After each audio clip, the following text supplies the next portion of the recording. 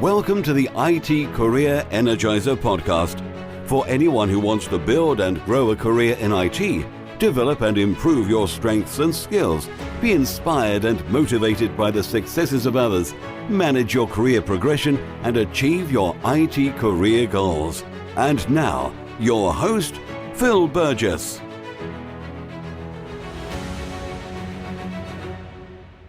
Welcome to episode 42 of the IT Career Energizer, a weekly podcast where I chat with inspiring IT professionals, consultants, and experts from around the world.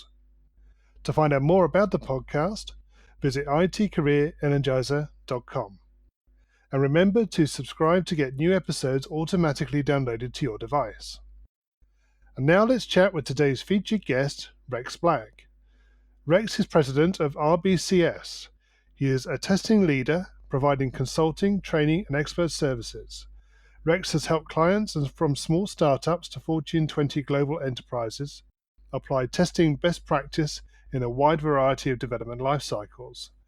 Rex is also a prolific author, having written 14 books and dozens of articles over the past 20 years, as well as being a past president of both the ISTQB and the ASTQB.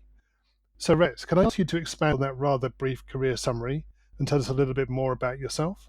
Well, I think that did a real good job of summarizing things. The one thing that I might add to that is that what I've seen is that having worked in a lot of different industries and a lot of different projects, from gaming to safety critical medical devices, is that there's really more in common across such projects than one might think, which was kind of an interesting learning to me, and I think maybe interesting to your audience as well.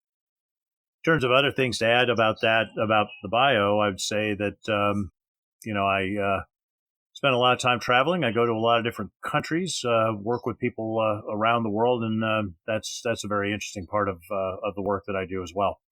Can you share a unique career tip that the IT Career Energizer audience need to know and probably don't?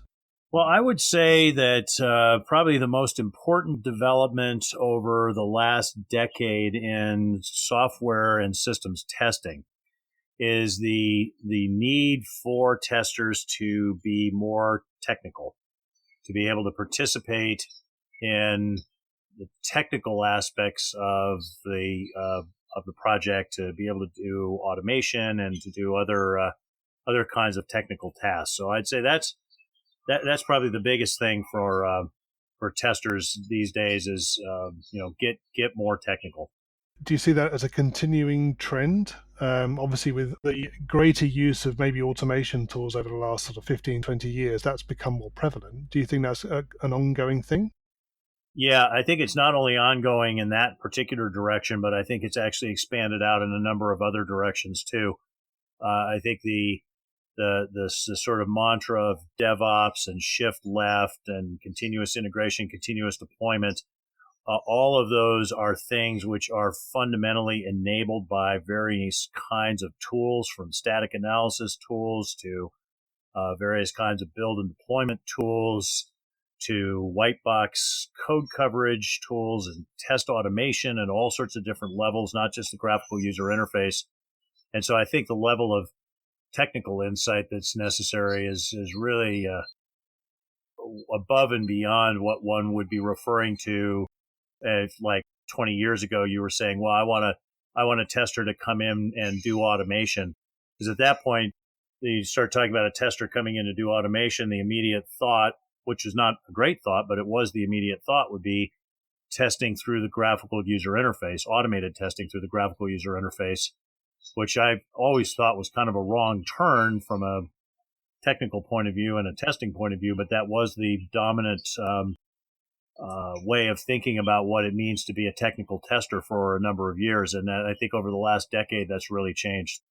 Can you maybe tell us about your worst IT career moment and what you learned from that experience?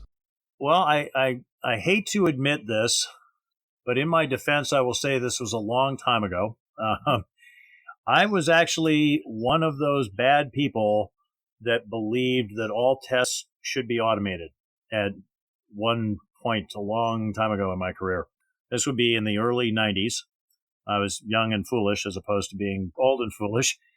And I came from a background as a very technical tester where we were doing operating system testing, and inherently those tests did need to be automated, most of them. And so that really was my focus. And plus, I had a computer science degree, so I was a programmer by training and by profession to some extent, having paid my way through college as a programmer. So I tended to see testing through the lens of focus on what can be automated. And what that did in one situation is it led to a very efficient set of tests that we were able to run very quickly. In fact, it was what we implemented.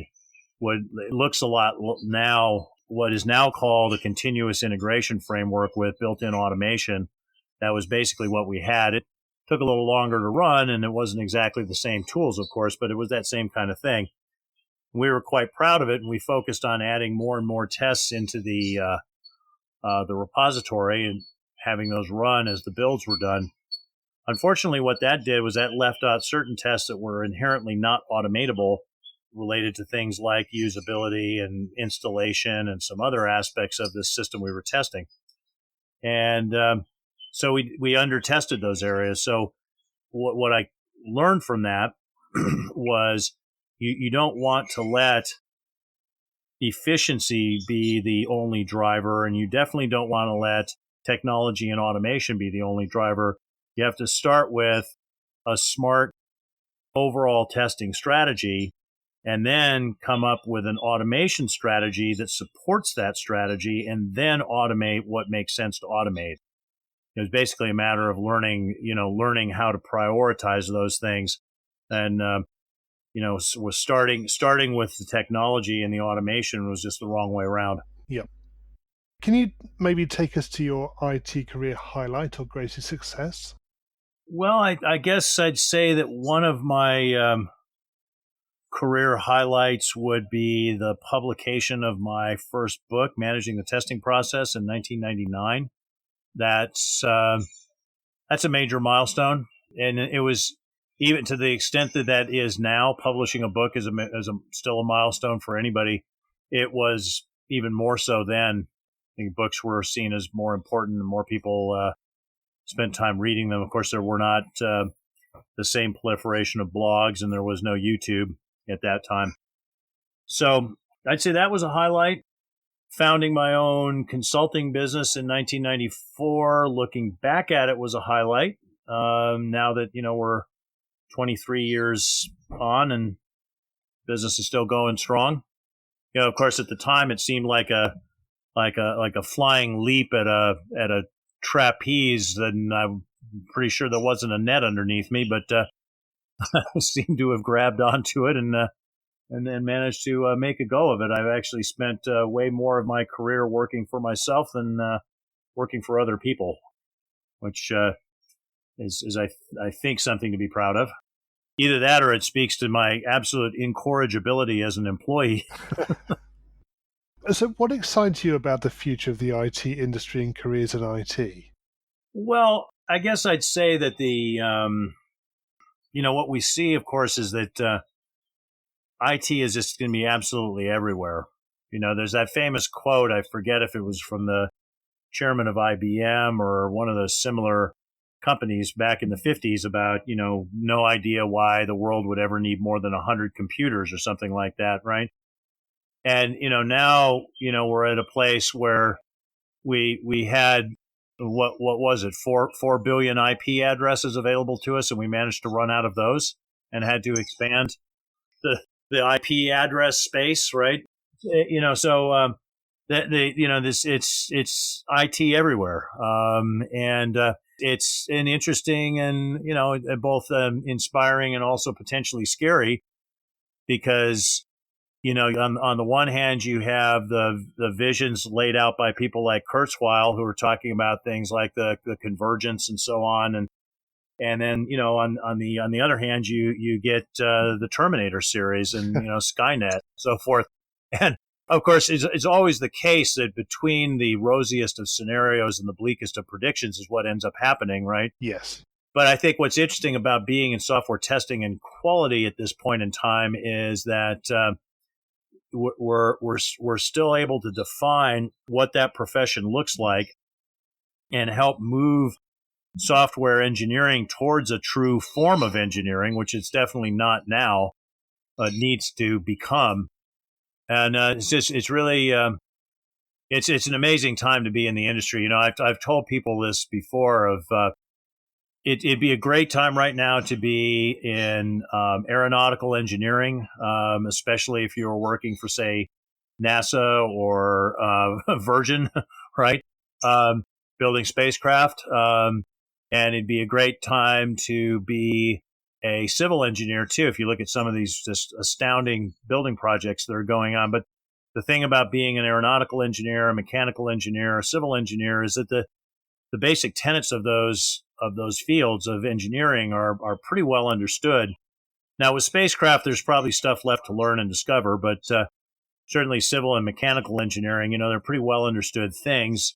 You can, not to say you can't accomplish a lot, but you're playing within well-defined boundaries.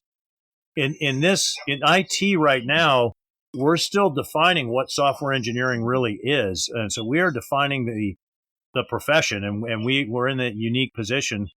We're going to be able to define the profession, and future generations will do all sorts of wonderful stuff, but they'll be coloring within the lines that we define.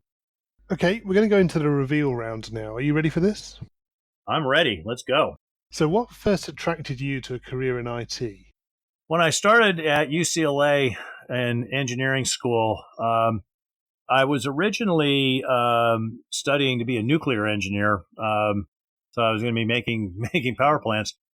Actually, I was I was in the Air Force ROTC at that point, so they may have been expecting me to help them make bombs.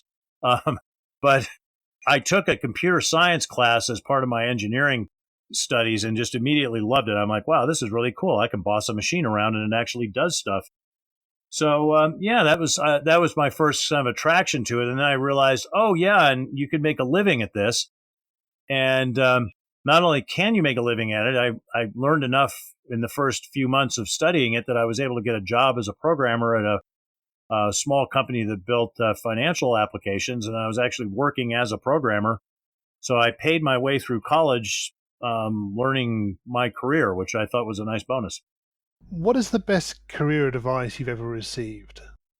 One of my earliest managers, back when I was still an employee before I started running my own company, Betty Nemi, told me, and a number of other people, with regard to things kind of coming off the rails on a project, she said, panic early and avoid the rush. By which she meant, right, take preemptive action to head off things that might turn out very badly, which is just another way of saying a stitch in time saves 9. But I think panic early and avoid the rush is a much more clever way of putting it. So I'd say that's probably the best advice I've gotten. It saved me a lot of grief. Yep. If you were to begin your IT career again right now, what would you do? Well, right now being I'm beginning my career in 2017 as opposed to 1983. And it is a little bit different now in the sense that, I think, at the time that I was learning programming, primarily the idea was software runs on computers and computers sit in data centers, and data centers are, these sort of places insulated off from the real world. But where we're going to now is software runs on computers and computers are everywhere. And so that means that there are, I think, a more interdisciplinary approach of, learning more about electrical engineering, learning more about mechanical engineering. Those would all be good things. And of course, also learning a lot about security, because security is going to be big.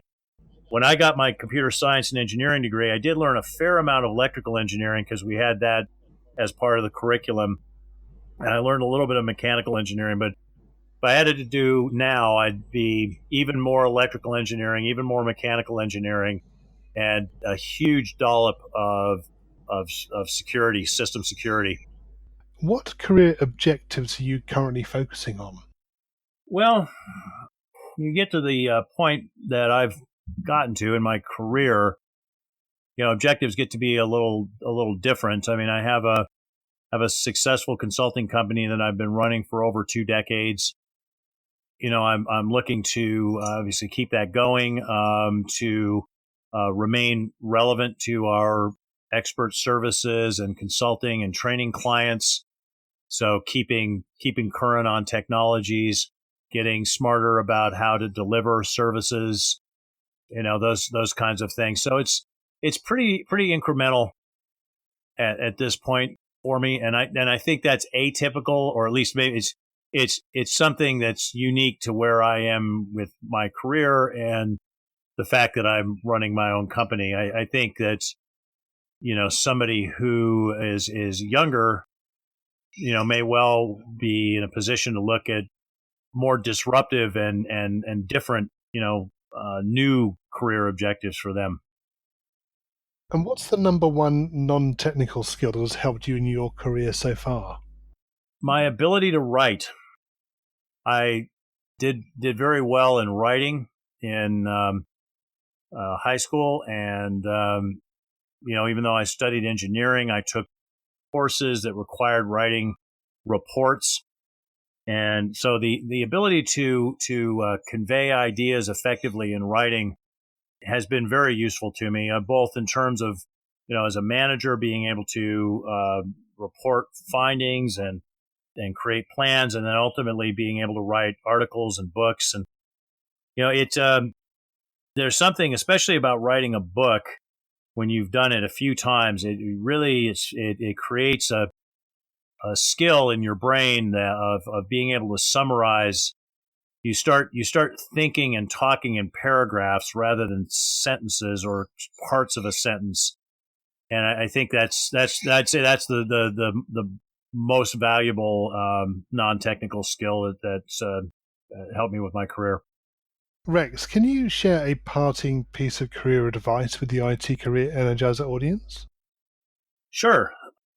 I'd say that we are in a very dynamic, fast-moving time, not only in terms of technology, but methodologies and expectations and connectivity and so forth. So whether you are approaching your career objectives from a sort of an incremental perspective like I am, or a discontinuous perspective, it's definitely very important that you remain focused on where things are going and how to be relevant, and how to participate effectively in organizations, as these changes continue to play out. And then change is always a little difficult to predict, and we are now in a period of literally exponential change in a lot of different ways, and exponential changes are even more difficult to predict. But trying to stay as current, as relevant, as informed as possible is key. And finally, what's the best way we can find out more about you and potentially connect with you? Oh, yeah, that's easy. There's a lot of ways to connect with me. So I'm on LinkedIn. I'm happy if somebody sends me a connection request, says, hey, I listened to your IT Career Energizer podcast. I'd like to connect with you. I'll certainly do that. There's a website, rbcs-us.com. There's the RBCS YouTube channel, which I'd highly encourage people to take advantage of. There's over 600 recorded webinars and keynote speeches and other kinds of videos out there that people can take advantage of, all absolutely free. And there's also Twitter and Facebook, which are good ways of connecting with me and communicating with me in short bursts. Rex, thank you so much for joining me on the IT Career Energizer podcast today. It's been great chatting with you. It's been a pleasure, Phil. Thank you for the opportunity. Hi, Phil here again. Don't go away, because I've got an update for you before I end today's show. But first, a quick thank you to Rex Black for sharing his advice and experience in today's episode.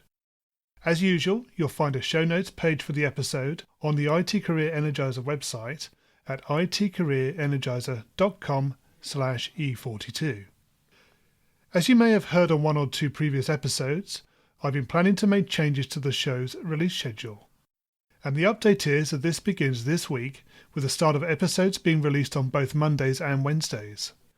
This is the first step in the development of the show, with more to follow over the coming months. So to make sure that you don't miss the first Wednesday episode, simply subscribe to the podcast in iTunes, Stitcher, Google Play, or whichever streaming service you're using to listen in. My guest on Wednesday's show is Suzanne Robertson, who is a founder of the Atlantic Systems Guild, as well as co-author of the book Mastering the Requirements Process. It's really interesting to hear about Suzanne's career and how she found her way into the IT industry, so a great episode coming up.